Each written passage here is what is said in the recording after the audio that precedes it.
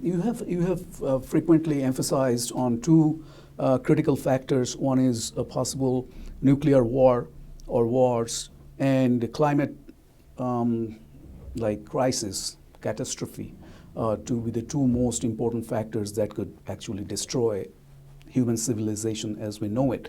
I would also like to add, terrorism, violence, end of the day, can humanity really survive?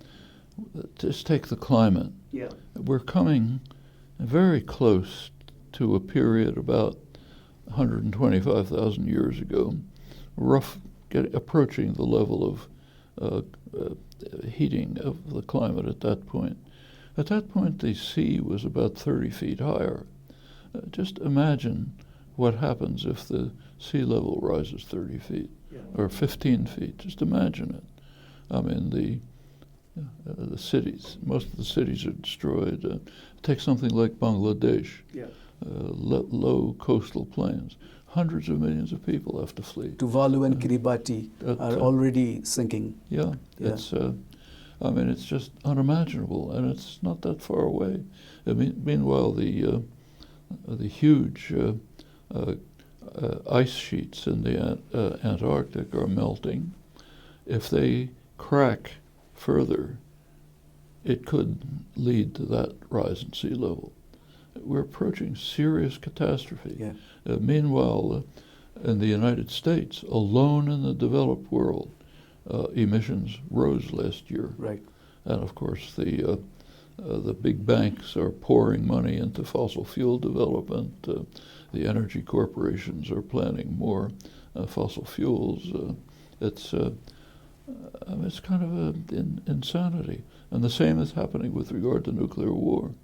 There were three major treaties that significantly reduced the threat, didn't eliminate it. The first was the ABM treaty, which Bush pulled out of in 2002. The second is the INF treaty, Intermediate Nuclear Forces Treaty, which was signed by Reagan and Gorbachev. Trump just pulled out of that. The third is the New START treaty, which led to sharp reduction in weapons. People around Trump have said they don't like it, so that might be ratified. In that case, it's open. The tensions are very severe. They're on the Russian border, not on the Mexican border, as a result of the expansion of NATO right to the Russian border, which was highly provocative. George Kennan, other senior statesmen, warned against it right away, but Clinton, first Bush, then Clinton just went ahead. Now it's extending even maybe to the Ukraine, which would be, it's Russia's geopolitical heartland. They'll never accept it.